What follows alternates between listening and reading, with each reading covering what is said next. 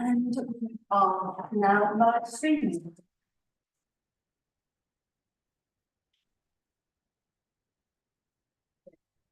Okay.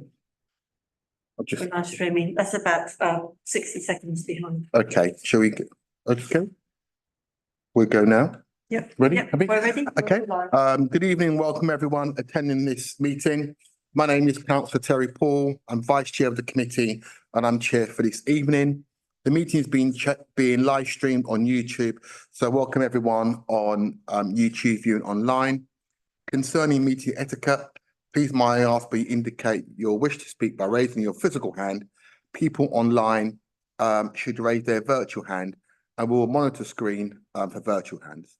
Please be mindful, but as chair, I cannot see the screen behind me, but I have a screen in front of me which should aid my proceedings today. No problem, comrade. Please note that the chat functions on Zoom will not be used for questions and answers on the agenda may be communicated with the clerk, Pauline Egan, who's on my right. In addition, if there's an issue with the sound on the chamber, please let me know if the mic can accidentally switch off. I remind officers and members to speak up clearly in the chamber so that the clerk and the member of the public watching can hear your contributions. In respect of the item agenda number 7, the local government peer review or LGA progress on the action plan, please be advised that this agenda since publication, the chair, Fiona Marsh, has agreed to defer this item to the next meeting of the committee and the report will not be considered this evening, committee. Is that okay? So we move on to the agenda. Item 1, apologies for absence and substitutes. Apologies for absence have been received from the chair, independent member Fiona Marsh. Apologies for absence have been received from councillors Garfield and Lee Parkway. Noted that the Labour Group substitutes were not available this evening. That's item 1. If we move on to item 2 on declarations of interest, to those members who are physically present, are there any declarations of interest? I see none indicated, so I move on to the next item. Item 3, minutes of the last meeting. Members are requested to consider and agree the accuracy of the decisions and minutes of the last meeting of the audit committee held on the 12th of March. Are there any matters of accuracy? I note none from the members, so we take that as trial. Are the minutes agreed? Yeah. Okay. And no matters arise from the log. So we go on to item 4, actions log. The committee is asked to note the contents of the actions log. Are there any questions on the actions log? Questions from the committee? I've just got one, Pauline. Obviously, there was 2 there with an end date of 17th of April. One is Fiona's, the chair who's on holiday. One is Alison Churswell. Could we put some new dates in there when that will be done? Okay, I'll move it to the next meeting. There's 4 of them. There's 4, yeah, that's right, it's 4. So we just put some new dates. I know you will. Yeah, so Yeah. 2, 5, 9 and 6 closed today. So, Okay. Yeah. Okay, yeah. Lovely. And thank you, Coulson, for that. To members present in the room, may I see by show of hands, is the report noted? Great, thank you. Great. We'll now consider the substantive agenda items. Item 5, RIPA, Policy and Procedure Document Annual Review. I'll allocate 10 minutes to this item. I invite the officer, Mandy Mihat, I hope I pronounced that correctly, to introduce the report, which will be followed by member questions. Mandy? Hi, yes, thank you. Far away. I just want to flag that it's actually Alison Sherwood who's prepared this report as well. She's also online, so I looked at it from a legal overview. Okay, sorry, mistake on my part. That's okay, but I'll stay on. Obviously, I'll stay on if there's any questions. Alison, my bad. How could I forget you? I apologise. Okay. So over to both of you if you want to do a combined show. Over to you. You got like 10 minutes.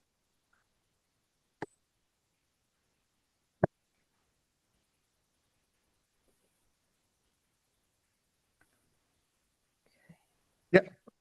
Sorry, I'm struggling to. Right.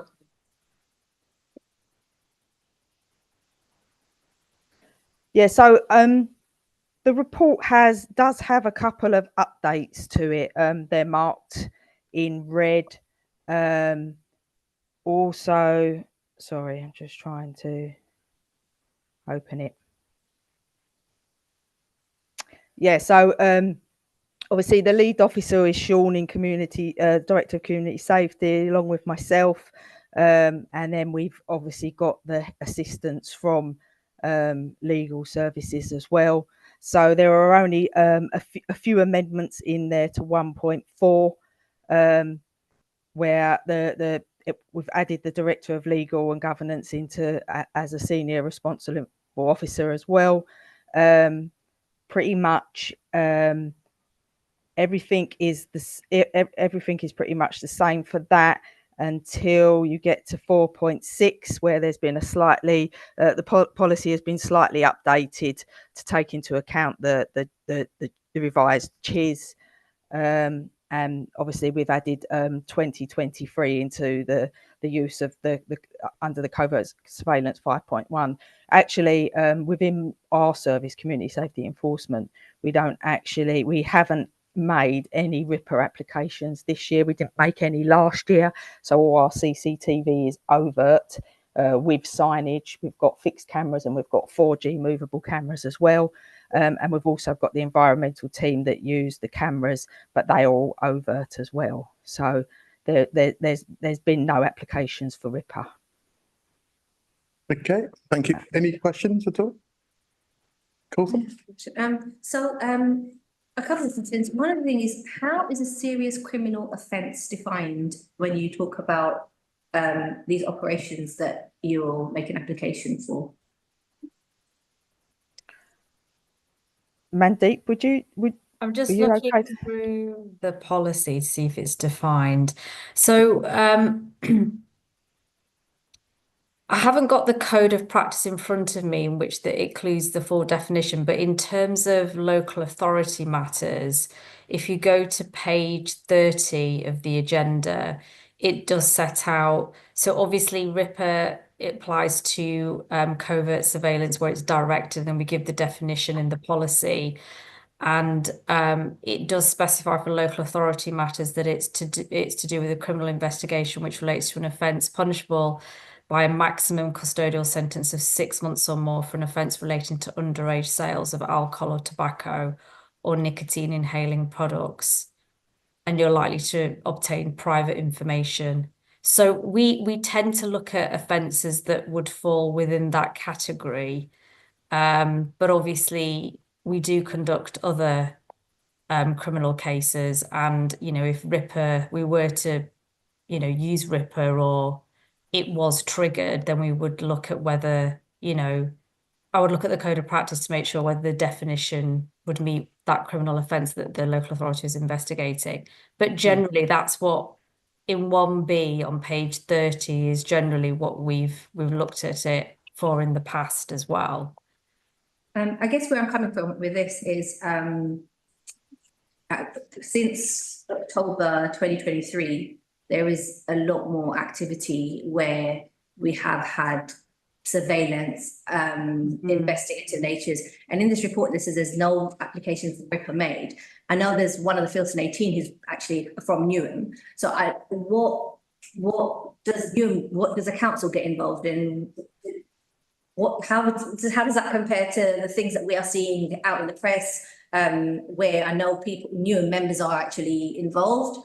Does that is not part of this? Is it something else? Yeah, I mean, I don't know the specifics of what you're referring to, but obviously we'd have to look at what type of, obviously this policy is to do with particular surveillance that's carried out, that's triggered by the Act, by RIPA. So, if you go to page, again, I'd just direct you to page 30. Obviously, we define what surveillance includes. So it's monitoring, observing, listening to persons and their movements and conversations and their activities and communications, and recording anything in the course of that.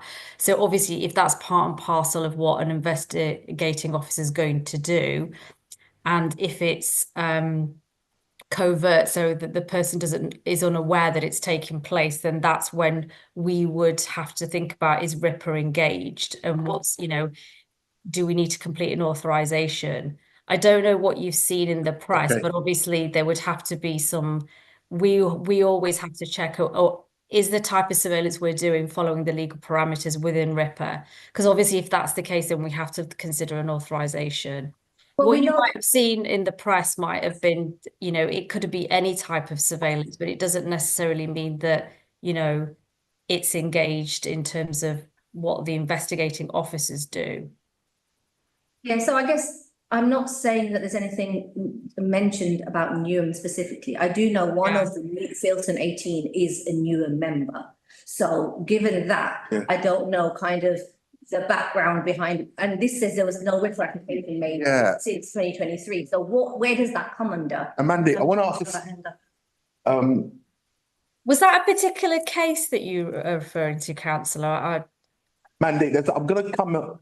Alison, do you want to come in? And I've got a supplementary to call something. Alison? Yeah, I think so. Obviously, we got, as well as what we're talking about now, we've got the over quite hundreds of cameras on the borough as well, and then the police will. There may be occasions when obviously the police will use their RIPA, will use that power. So, and then they'll cover that off themselves, and they may use our control room for that. But that, and that might be where you'll see investigations, but it's the police using that power, Okay. Not the council. Can I ask a question to both of you? Over the years, sitting on the audit committee, I've been informed of various investigations of where ASB in social housing, gang activity on our estates, and fraud in relation to benefit fraud, staff fraud, for example. Are we saying that those investigations don't meet the threshold for RIPA? And if not, what were we doing to gather the evidence? Can you, just to add to Colsom's question, there seems to be a paradox, because the organisation is very good at saying it conducts investigations, but you're saying we don't use any RIPA powers. Can you explain the apparent paradox, please? So Chair, just to explain, we don't always have to use this type of surveillance in order to gather evidence. Okay. So, for example, if there's antisocial behaviour, depending on what's happening, if it's in social housing, then usually officers can give their evidence of what they view in a Section 9 witness statement, and that's sufficient. So, this obviously surveillance is carried out if you're, for example, we've had it in previous internal fraud cases where it's considered whether surveillance is necessary. But obviously, though, it's very few and far between, I would say, given the fact that, I've been working in legal service over 10 years. So the cases you're talking about, evidence is gathered, but it's not necessary, that the evidence threshold doesn't need surveillance. You can get officers' statements, we can get business records. Okay, just for clarity. Yes. Where those cases, when we do investigations, we don't use RIPA, do we proactively say on the case files, RIPA is not required in this case? No, I haven't seen that they specify that, but obviously when the cases come to legal services, we do consider whether, there's any evidential gaps, and if surveillance was necessary, then we would point that out. Yeah, but you can see where the committee is coming from. Yeah, we hear numerous investigations happening in the organisation, and you'd naturally think as a resident looking in will say, of course, they would have to do some investigations, right? And things are not, and you're telling us you don't do any investigation. You can see from the layperson's point of view. There is an investigation. It's just that it's not always necessary to monitor people and observe them directly, which is what surveillance is, in effect. Okay. And they're not aware of it. And obviously, like Alison said, that the cameras are overt that they're using. If we, we have had, it's just been a long time where we've had cases where that directed surveillance where people are unaware of it has been necessary. We've been able to just gather evidence by other means and other ways. Okay. Yeah. Okay. Alison, then I'll take Councillor Chadder. Yeah, but just quickly, so because of the cameras are overt, so what we would say is that we don't actually, we know that it's a hotspot, and we know it's a hotspot for maybe say street drinking or fly tipping, but we don't know who's doing it. So that's why it's not directed at a person or at a premise. It's just that we know we've got an issue, and the camera is there overtly with a sign. You know, they're all numbered. It can be monitored loosely or it can be monitored closely, but it's because we don't know who's committing the offence. So we are using the overt cameras to gather the intelligence, and then the intelligence that we gather is what forms the investigation. And whether that's done through a body-worn video camera or a 4G or a CCTV or just through the officer's eyes, then obviously that's all overt and not covert. Thank you, Alison. Rita? No, I was just going to clarify. So Ripper is one tool that you have in your armour to undertake an investigation. It's not always applicable. There's certain cases where it's applicable. So it's not actually even about the threshold. It's about the circumstances of the investigation. Yeah, that's correct. So it's okay. assessing is directed surveillance necessary to obtain the evidence that's required. Thank you for that clarification, Councillor Chadha. Rick? Not a Ripper expert, obviously, so this question might sound a bit stupid, but building on Terry's point, people will be expecting council to be taking action on things like fly tipping, which, you know, you may have overt surveillance, but it's very easy to cover your face and you know, get away with it, and people aren't seeing that kind of progress. So has there been applications or considerations of using this kind of surveillance to tackle those sorts of issues? Because I guess residents will be expecting to get all options in tackling those sorts of issues, and overt surveillance is very easy to avoid. You would think that, wouldn't you? But even we put cameras up in hotspot areas, and we do actually catch people committing offences or fly tipping, and they come by a vehicle, and then, you know, we're able to trace that vehicle and then either give them a fine or prosecute them. So, you know, cameras don't necessarily put people off from doing things. Some of our high streets are full of cameras, and we still have a lot of crime on there. So it's not all, you know, and we do put them up. They are there as a deterrent as well. So we might have hotspot areas where we've had it from vehicles, and then, you know, you do put a camera up and it does prevent it as well. So not only does it detect it, it deters it as well. Okay. Yeah. What I will say, I think it's a very useful short discussion. I think we've probed the boundaries of when it's applicable, when it isn't, useful clarification and intervention from Councillor Chadha. We should see it as a tool rather than as a threshold to enter Ripper. I think that's quite a useful thing. And obviously, Mandy, we're not lawyers here, so we're asking questions from a perspective of residents and councillors. So hopefully you might feel your trained legal mind. Why don't they know that? But we're just asking from the perspective of what would a resident expect, like Councillor Chowdhury's comment, you know, residents would expect all the tools to be used to stop all the negative things. So maybe it's about, and I note we're being inspected, what, 26, aren't we? Yes. Yeah. So it may be, as we look towards next year to go above the tick box on we comply, a bit more explanation in here, because I think that useful discussion about it's a tool, not the thing, there's not a threshold you go beyond, could be quite a useful clarification. One question I've got, it said in section 4.4, it sets out a number of compliance issues which must be done to improve governance, right? Before the inspection 2026. Perhaps the table in the next report saying when you did this would aid compliance. Because looking at this, I don't know when and if and how and when we did it. Yeah.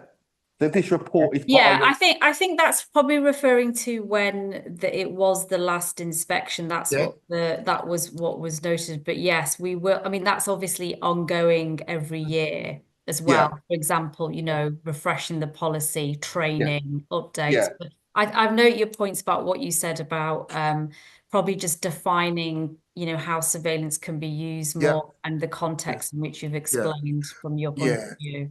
And also what I notice here, there's lots of the policy is on the website, which does send my heart cold because very rarely people go on the website and update themselves on a regular basis what the policy is. So on section 4.4, perhaps next year it would be quite useful, I think, in tables, there might be a better way of doing it. Just setting out when, how, when did the organisation do all these things, right? And especially as we're looking towards an inspection, I think that transparency and clarity might be useful in articulating our compliance with the regulations. Just a comment, as a helpful thought. On that note, everybody okay to noted? Can I thank you both, Mandeep and Alison, for adding some clarity and clear up some misconceptions on our part. It's really useful. But thank you very much. You're welcome to observe the meeting or go off and have a nice time in the garden. Up to you. The report is for noting. The members in the room may see a show of hands, but the report is noted. Great. Before I go on to item 6, I want to welcome Hayley Clark from EY, who's our new auditor. Welcome to this meeting. It's a shame we haven't had more people here. The agenda is not as meaty tonight as it has been in previous months, but it will be. Can I welcome aboard? You'll enjoy Newham. You will. I can assure you that. I'm going to go on to the next item, item 6, accounting policy. I'm going to allow 10 minutes for this. I invite Munir to briefly introduce the report, which will be followed by members' questions. Munir, over to you. Thank you, Chair. As is every year, we bring the accounting policies to the meeting at this time of year for members to review and comment. There aren't many changes this year. There are 2 new accounting policies which were brought to members last year for their preview. So the two changes are the capitalisation of debt charges and the impact of IFRS 16 on leases. And just to be something, we haven't capitalised debt charges before. We are going to capitalise them from 24-25 onwards. And then it will only be then once the asset is in use, then we stop capitalising them. So it's just to bring the asset up to use. Then leases, in summary form, effectively all leases where we are lessee, unless us, will be brought onto our books and treated as if they are finance leases. Briefly. Okay. Any questions from members? Rita? Enrique? I'm just wondering, the changes in the Procurement Act, do they have any bearing on 1.5 and the fair value measurement? Are there any accounting changes that you have had to make in the Act? No, well, not that we're aware. No, not that we're aware of. Procurement Act, I suppose the point is it affects how you buy things or how you're required to process to go about to buy things rather than how you account for them once you bought them. Thank you. Councillor Chowdhury? So the capitalising these charges means that you're increasing the value of the assets, right, or depreciating the costs over time. We'll be initially increasing the value of the asset when it comes onto our books. Then paying things off. Yeah. And then you're paying it slowly over time. Does that then make the accounts look on paper healthier in the short term, but lock you into payments slowly over the long term, which if for any reason council finances got healthier, you could have actually paid off earlier, which I appreciate is unlikely. I mean, I think the point is, we're adopting this because we think it is a proper and proportional, sensible accounting policy. I mean, let me give you the kind of thing that we're trying to get at. Suppose there's an asset that we're building directly ourselves, and the construction cost is £10 million, and you have to borrow during construction cost, and the cost of that interest makes it £11 million. So if we're doing it ourselves, the actual cost is 11 million, but only 10 million of that gets capitalised in the ordinary way via the building contract.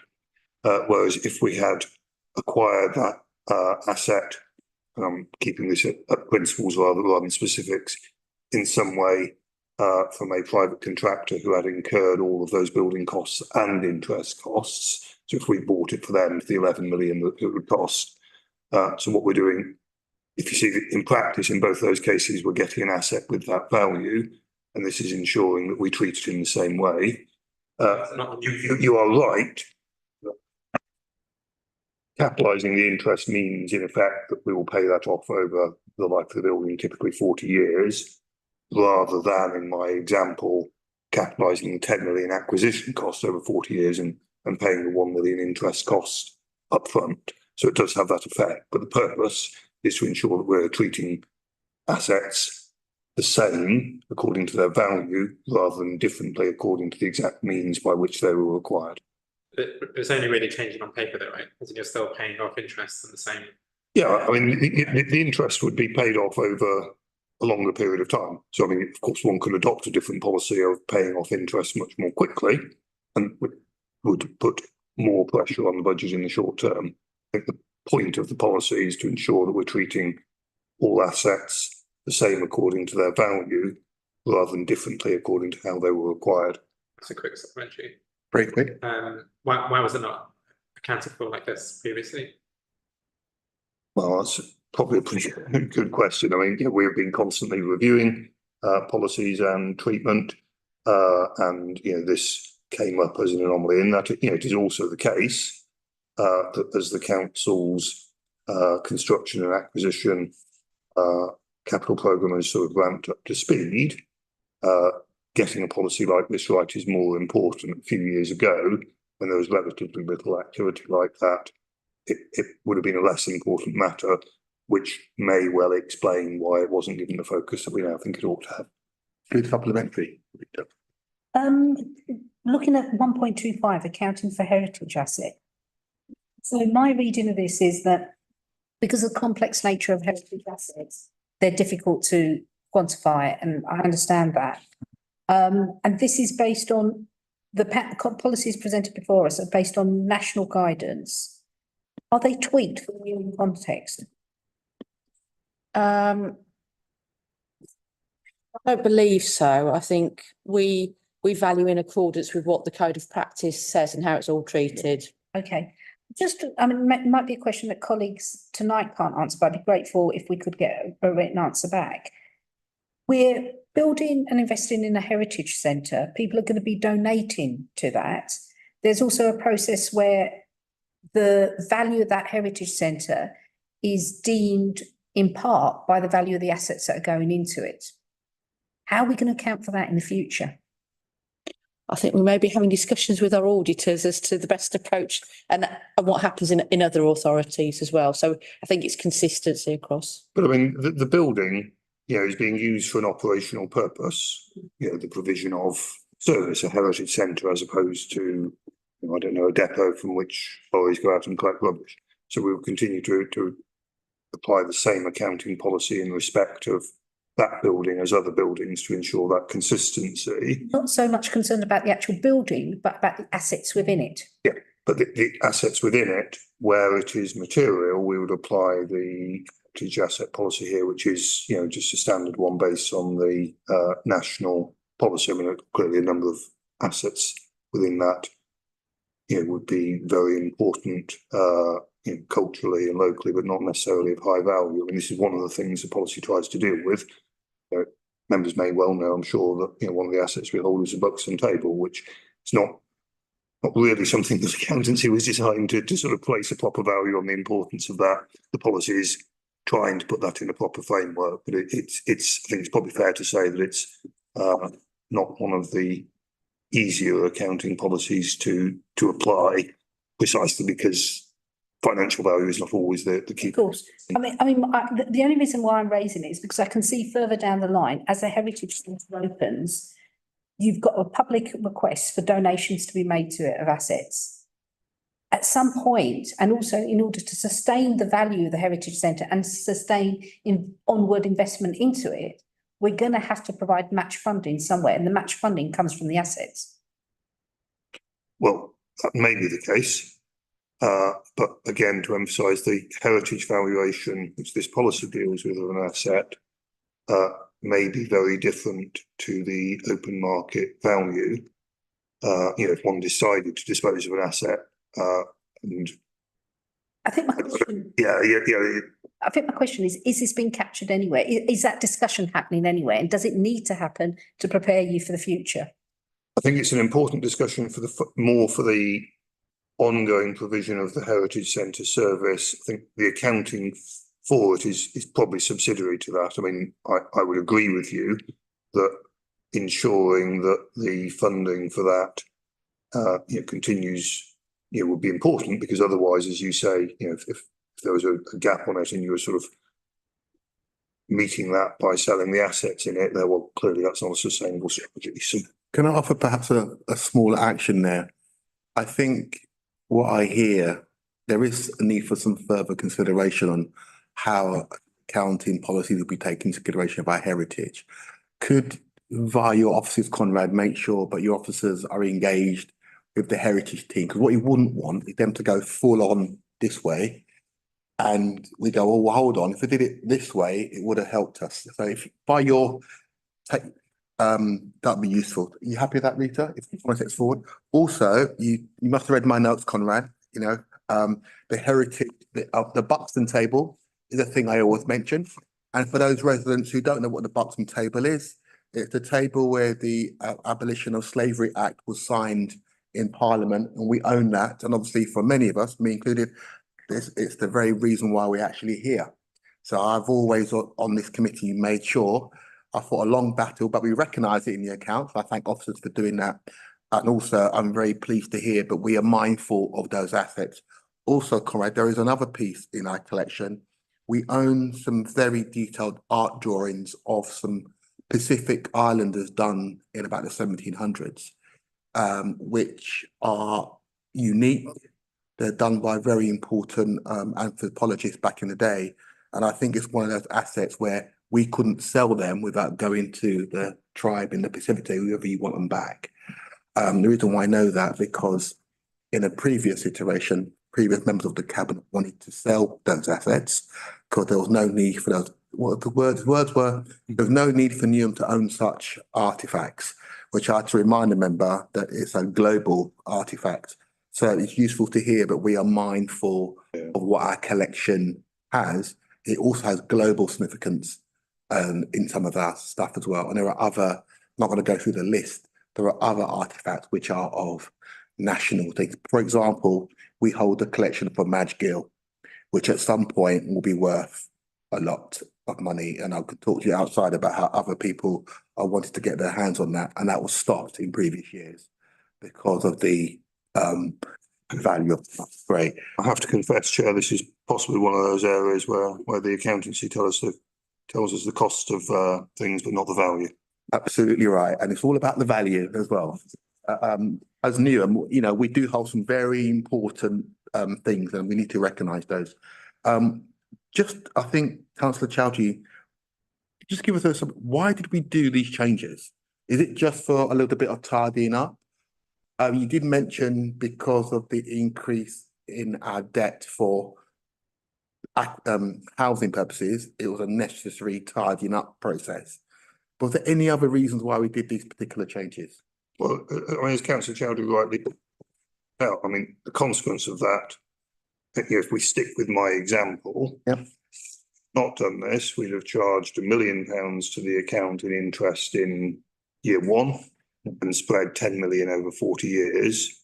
Now we will spread 11 million over 40 years. So clearly, in terms of the year one effect, it lessens that. That's been done because this is now a more significant area for us, and because it is the right accounting treatment, because it means that we treat assets according to their value as opposed to according to how they happen to be acquired. But clearly, that there's a purely abstract thing. It does have a consequence like that. And clearly, if members wanted to change policy on that could either be done via the accounting policy, or you could change your MRP, your minimum revenue provision policy, to make it's already perfectly sensible and logical and prudent. One could make greater payments through that, if the political desire was to pay more. Are members happy with that explanation? And one question on it's 1.7. You've used the weighted cost of borrowing cost at 3.93. Reading that, A, I didn't know how you got there. And B, in this sort of volatile world in financial markets, I wasn't sure, is that a fixed figure? Does it move? If it moves up, then the cost of our debt increase on our balance sheet. So can you, is it 3.93, the weighted average cost of borrowing? I think we probably need to revisit that one. That one may have just slipped through the proofreading, so we can get back and come back with the Was that a test to see whether the chair reads his papers? Yeah, so when you come back with a revised paragraph, I'm a bit nervous when I see weighted, because that's an average. And looking at I'm going through my mind here, the different types of loans we've taken out on different durations over the years, and all of those rates are at the same rates of borrowing. Yeah. So to say 3.93 is like, well, how did we get there? So if you could take that away, What page are you on? 68, page 68, that one, Pauline, that one. 68, 1.7. Yeah. If you're borrowing. I mean, just to emphasise, Joe, and we'll go away and double check it, it is described as the weighted average cost. In other words, the average borrowing cost of all the council's debts, which will have been incurred over a period of 30 years or something like that. We will double check. And it's not to change a great deal year for the obvious weight. Absolutely. And just some observations. Obviously, every quarter we have the Treasury report back to here. So I'm thinking, whatever the figure is, how does that figure relate back to the Treasury report? I'm looking for the line of sight going there. Current borrowing rates are higher, so that weighted average will be drifting higher, but it's big weighted, slow movement. Yeah, and I think it'd be good to see, but this is a sort of emotional thing, but we're not locked in to a rate. Because I'm thinking, as a resident will go, 3.93 seems a bit low. If the rates go up in the future, does it have the material impact on our debt? I know it might not, but from a resident's point of view, they might say, just the significant majority of our debt is fixed rate. Good. Yeah. So maybe just I know you're going to take that away, but maybe just a little bit of context. And also, if you can, if there was a line of sight to the quarterly Treasury management reports, how would we see that for that transparency purposes? Want to agree with that? Yep. Okay. Thank you for that, Conrad and Mania. Pauline, have you got the relevant actions there? So the recommendation is to improve the accounting policies for 24-25 as set out in the Appendix 1. To the members in the room agree? May I see by show of hands? Also, I note for the record, there are some actions pertaining off this agenda item, which will go in the action log at various points to be updated. That's great. Can I thank the committee for that, and thank you both. Item 7. Since the agenda's publication, the chair has agreed to defer this item to the next meeting of the committee, and the report will not be considered at this evening meeting. At the next meeting, the chief executive will be here, who owns the actions for the LJ peer review, and she will be here to answer questions on that. So do I note that as a committee? Yeah, thank you very much. Item 8, the audit committee report. Pages 99 to 108. This report is the draft annual report for submission to the council annual meeting on the next couple of weeks in May 25. Members are asked to agree the draft report and comment on paragraph 4, priorities for the year ahead. After this meeting, the feedback from tonight will be added to the report and the final draft with the chair and myself for onward progress to the annual committee. Members, any comments on the report? Chair, And then Chair, just as a matter of interest, I don't know, I don't think it needs to be included in the report, but it is worth this committee knowing before membership changes, is that there are discussions going on at the Constitutional Review Group about changing the title of this committee to Audit and Governance, which I think wouldn't make any material change to what is discussed, but I think it does reflect the full breadth of the discussions that go on here. okay, and that be noted. Arik? Very minor point on the membership next to my name says July 24th. Probably should stick as May 22. Probably Okay, so that's, So are you, because Dave was on to the Greens and then you. Oh, I see. yeah, the membership. I see what you're saying. Yes, yes, Yes, right. yes, okay, got that for you? yeah. Also, just this the sort of drafting thing. Section 3.1, there's lots of challenge, considered, approved, examined, approved. Perhaps we can group them. Oh, yeah. Yeah, so What paragraph is that? 3.1. 3.1. Yeah. Oh, yeah, so. So yeah, I think it's more of a drafting thing. But we can group them into key thematic areas like about highlights, because I think the challenge, I like the actual, and when we say considered, perhaps review is the stronger word than considered. Considered is a little bit, it's, you know, you can't be a little bit pregnant, if you know what I mean. Huh? Don't counsel me, please. But can we have a, you know, a little bit stronger, perhaps reviewed? Hi, Nick, thank you for joining us. That's all right. Yeah, so that's that. So can that be done there? Also, I think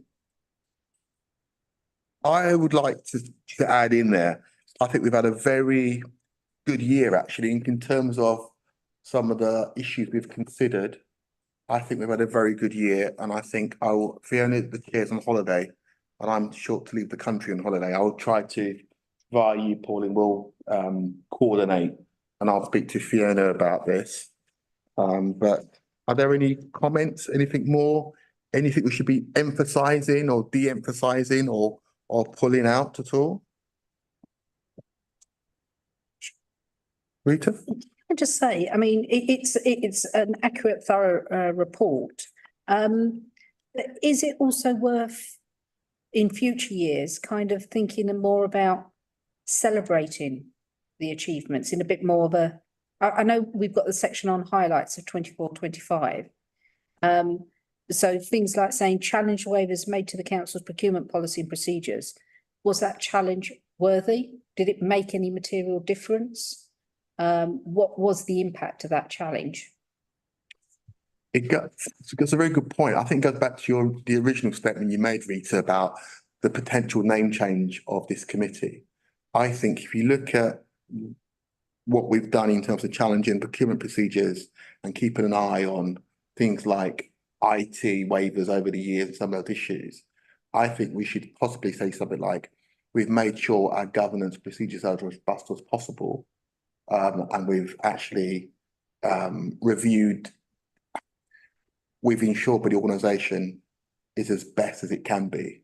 If we, something like that. It just needs, it feels like it just needs another sentence Yeah. at the end of everything saying, and the impact was. Yeah, right. So, Pauline, that's more of a drafting thing. Can we look at, yes, we've done all these things and we can categorise them, but I think there's another section about impacts, maybe one or maximum of, you know, minimum of 3, maximum of 5 impact.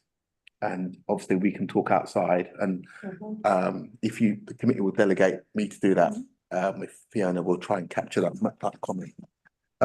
Nick, oh, sorry, Conrad. No, I was just going to say, Chairman, of course, you know, as needed, we can assist with that. I'm just mindful that this report is going on to council and in a relatively short order. Yeah. Just to be clear about the process for adding section 4 to that. Yeah, exactly. I think the comment I made on categorisation, I think to capture Rita's comment, perhaps a sentence. Yeah. No more than that. It's Yeah, I think keep it as it is and just add a sentence on where there was a clear achievable outcome. Yeah, and maybe it's right, because some of these things have been impactful actually. There might be a little bit of drafting we can get around that. I don't see a major rewrite, Pauline. Yeah, you just want to add impact. Yeah, and we can talk about that. But I think you were asking about 3.1 priorities for you. Well, as well, I mean, of course, we can assist with recasting section 3 a bit, but I'm just mindful that, you know, if there's support needed from officers other than Pauline, obviously, you know, there's something you need from us. Bear in mind, I think that needs to be finalised in a week or 10 days or something. It might be helpful to be clear how that's going to work. Yeah, I think that's a task for me as vice chair to work with the chair, if I can captain on a holiday, and work with you, Pauline. Yeah, and it might be just a couple of bullet points. Yeah. Okay. I think a couple, 4.1. yeah, also the other thing. Comment, have a look.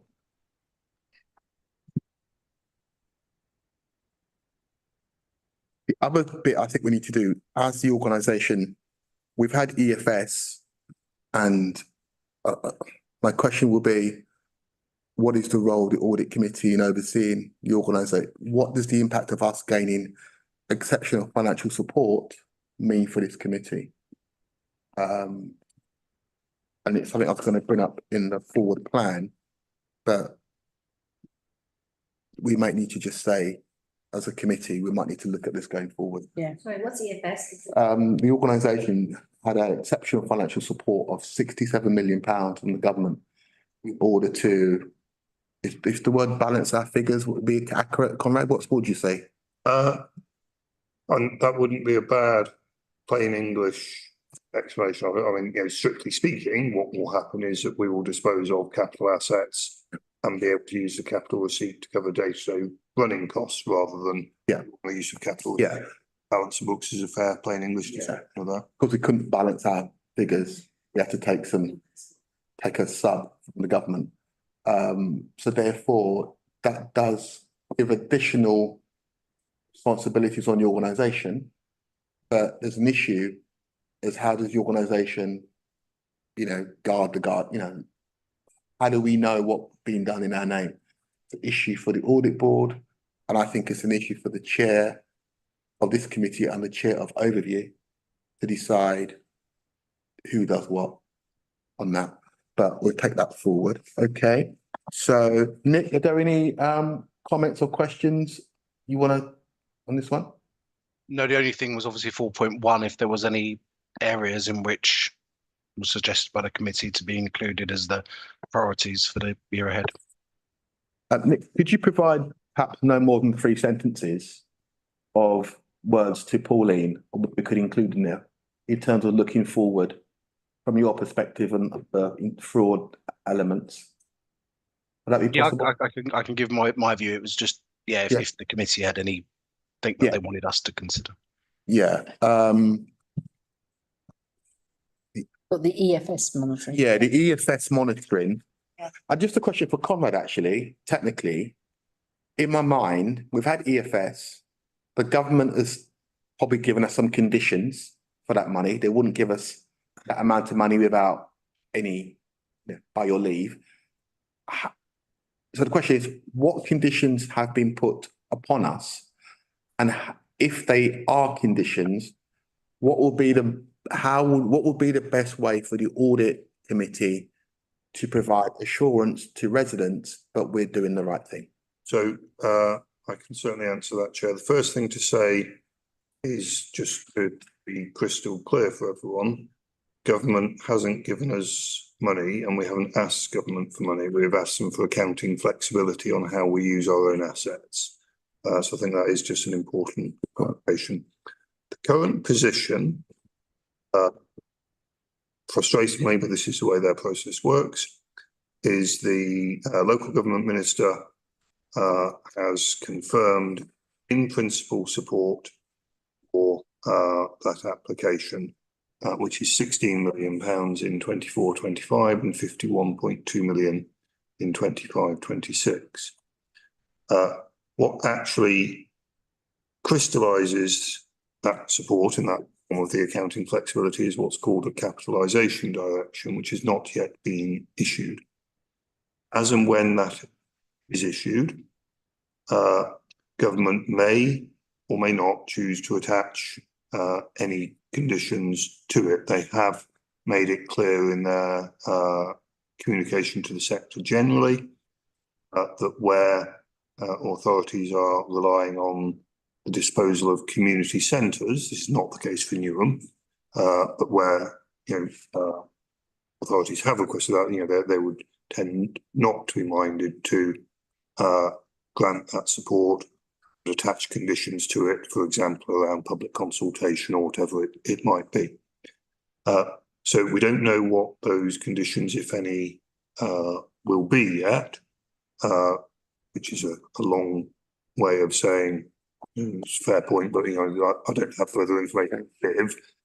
At some point during 25-26, that will become clearer. Okay. The experience of other boroughs who were in this process last year is that confirmation of those things can come pretty late in the financial year. Yeah. Now, that may not stay the same, but just to be aware that, if it does, you may set yourself a goal of sort of monitoring that, and there not really being very much to monitor until end of the year, but that's on my control. So obviously, thank you. That's a useful clarification, Conrad. So obviously, somebody needs to watch the watcher in this organisation, and that is divided between audit committee and overview. I think we have got better over the past year on putting some separation between the two committees so we don't cross over. Would it be helpful if one as an action for you, which you can maintain the log, as and when you get clarification from the government as to the conditions imposed upon us on the timelines, you can write to the chair of overview and the chair of the audit committee for clarity. Absolutely, yeah. As and when I get information, will be kept informed as to what conditions, if any, are, or this is an important thing for the council. I just don't have any other information to share at the moment. And I think as appropriate, inform all members as well, because I think, I put the nuance there of balance of budget, but other languages are being used by council, which is perhaps not helpful. And I think you in your section 151 role, sitting above the fray, can put some clarity out there, which also helps the council and everyone else. Is that okay? Sportsman?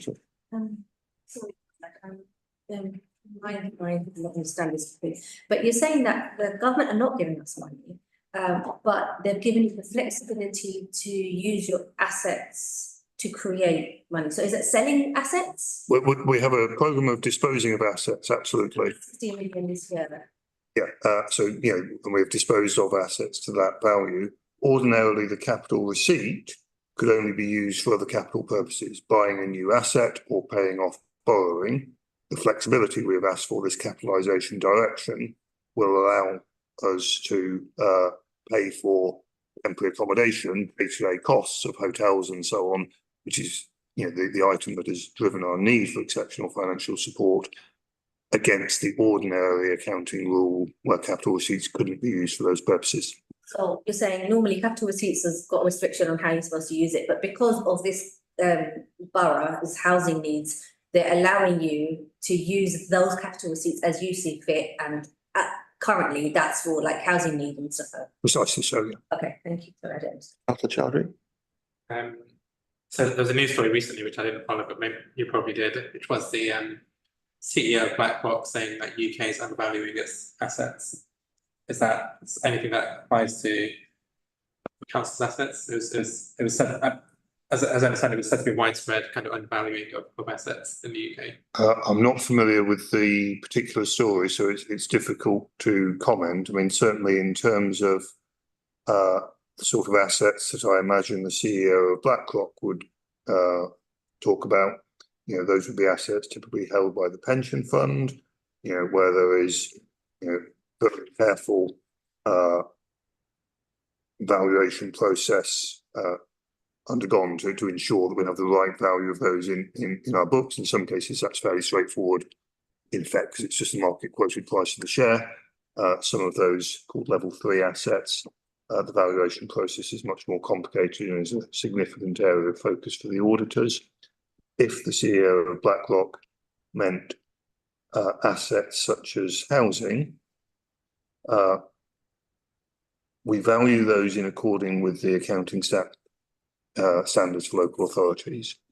That produces a value in our books significantly lower than the open market value.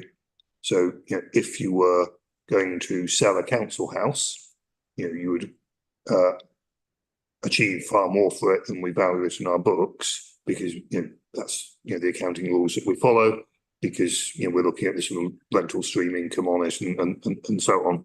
So if the CEO of BlackRock was referring to those sort of valuations, then in one sense, I believe it is a he, is correct, but maybe sort of slightly missing the point, because those assets are not held for the purpose of generating financial value. They're held for the purpose of social value, if you like, which is why they are valued on that basis. Okay, Gautam? This is something more forward-looking, but are we at risk of, if we're using all capital receipts to deal with the current, housing crisis or in this borough, are we at risk of, in a few years down the line, having not much in terms of capital assets? Yes, I mean, there is a fundamental problem, in the local authority sector. I mean, I would argue very strongly that Newham is sort of at the sharp end of that, but other boroughs are there as well. There is a mismatch between the level policy that is set, in terms of really important services like housing, like education, health and care plans and so on, and the resources made available to local authorities. And that's widely acknowledged across the sector. And in our case, we are sort of using capital receipts to cover that gap. That's clearly can't continue ad infinitum, and in a fairly short period of years, we would find ourselves in the position some other authorities are in, where they are being forced to borrow to cover the gap in this year's budget, and then next year they borrow to cover the remaining gap, the continuing gap in that year's budget, and the interest costs on the previous year's borrowing, and so on and so on. So I would argue very strongly that this is not a sensible or sustainable model for local authority finance, but it is a sector-wide issue. Something like 30 of 350 odd, so close on 10% of local authorities are in this exceptional financial support process. Were it not for government having legislated to pretend that we can ignore the national 8 billion deficit on education, health and care support plans, it would be around about a third of local authorities would be in this process. Exceptional financial support, which the chief executive of SIPFA has described as now being not really very exceptional, but quite normal and not terribly supportive. I think there's a real problem in local authority finance. I think Newham is just an example of that, and I do want to really emphasise that. The council's finances have not been mismanaged. This is not the case. There have been some in London. Croydon is often quoted, for example, or Slough and Thurrock and others. There has not been mismanagement of the council's finances. Finance system is simply not working, and that is recognised right across the sector. And is it on the risk register, or does it need to be on the risk register if it's not? I'm not sure it's a risk. I think it's a live issue, but I mean, it's widely known. I mean, there may be a value in adding it to the risk register. I tend to say that this is something that's happening to us all at the moment, rather than a risk of something new happening to us, but we'll certainly look at those value in adding it to the risk register as well. What about the future as well, given its current risk, but what is the future looking like, and how do we reduce the risk of it getting worse? Just to pick up, obviously, when we got the EFS, there was lots of talk about our temporary accommodation, but in the conversation with you and Coulson, you mentioned education, health and care plan. That leads into SEND and the other elements on that. Going through it in my mind, there are other directorates where there are issues with funding. Can you use the EFS for other things apart from housing? Is it up to you? Can say a little bit of housing, a little bit of SEND, a little bit of social care. Can you do that, or have you been told you could only use it in temporary accommodation? Well, I mean, we are waiting for the conditions from government. But, our application was very clear that the pressure arose from housing. So, our intent would be to use it to cover the gap caused by housing. You are right that there are pressures in other areas, which we are, managing quite well, actually. I mentioned it's called the high needs block in the dedicated schools grant, if you want the technical bit, but the funding for educational health and care plans. Newham does have a small deficit on that. In some local authorities, that deficit is over £100 million. As I say, government has for the time being legislated for us to be able to ignore accounting rules on that, so that aren't forced into bankruptcy or doubling their council tax or whatever. Okay, so if internally there is pressure on the budget in the high need block, are you saying you will not use any funding arrangements given to you by EFS? That's certainly not the current intention. The legislation I've referred to goes until March 26, so there will be no obvious need to do so in 25-26 under any circumstances.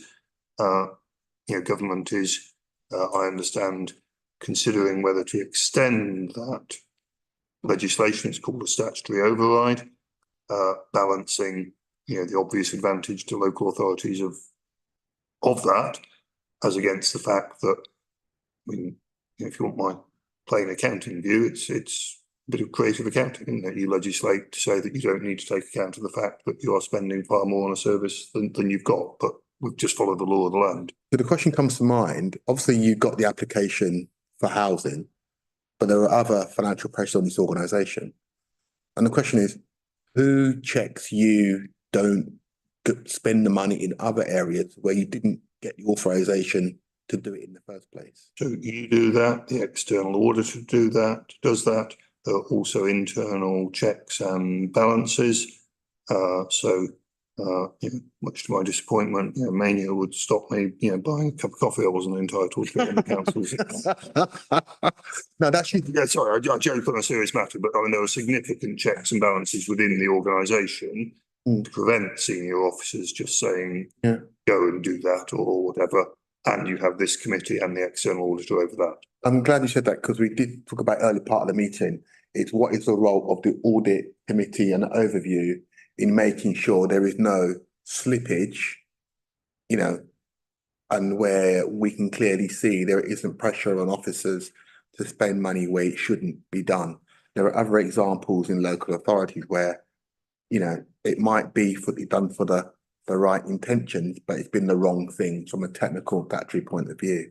So we'll take it in terms of, I think as we go into the forward plan, there will be an action to, a standing item for the committee, how it resolves the issue around governance around the EFS responsibilities, and the discharge of that.